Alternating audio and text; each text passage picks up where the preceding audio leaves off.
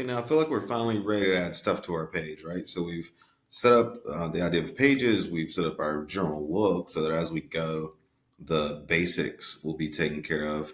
And now we're looking forward to adding stuff to each page. Okay, so let's just start with adding text.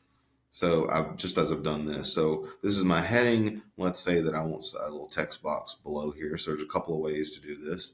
I can go over to my right pane, and in my insert tab, I can insert just a lot of items. Okay. The first one is text box. I can click that. I can also sort of come over here and double click about where I want it to happen. And I get this wheel that we're going to visit a number of times over the next couple of videos. The center of that wheel is text. So when I click on that, I get a text box. I'm going to type in there that we have an upcoming concert.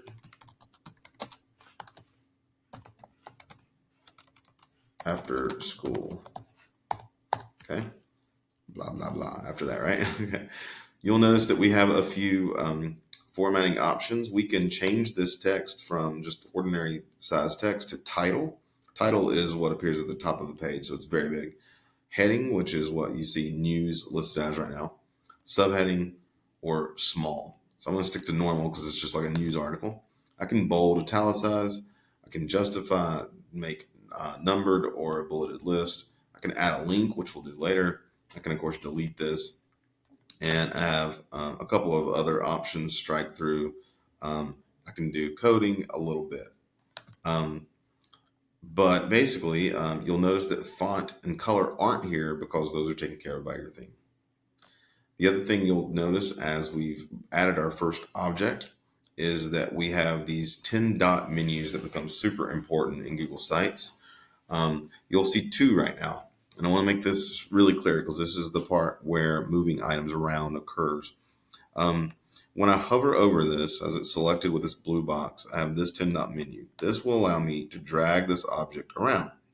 And this blue line appears where I'm landing. So if I leave it here, it will be all the way across the page in a white background.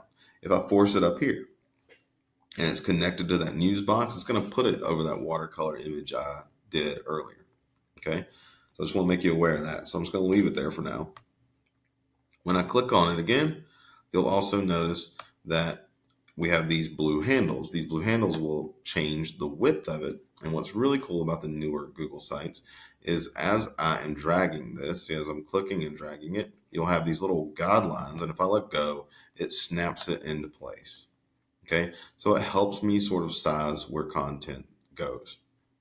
If I want to come back and edit the text, I click on the pencil, I get my editing tools, my toolbar, and I can just type again to add to my story about the concert. You'll also notice a 10 dot menu or handle over here that will let me carry this entire section. Now right now that doesn't seem to be any different, but if I had more content here, like a picture or something, that's going to pick up this whole section. So Google Sites is organized in these horizontal sections. News is in one, and this beginning of this story is in a separate one. I can add stuff to this section, which is really just sharing a background and a general like layout, like columns, or I can add a whole nother section by clicking down here and going to my wheel or adding items over here, as we'll be doing in just a moment.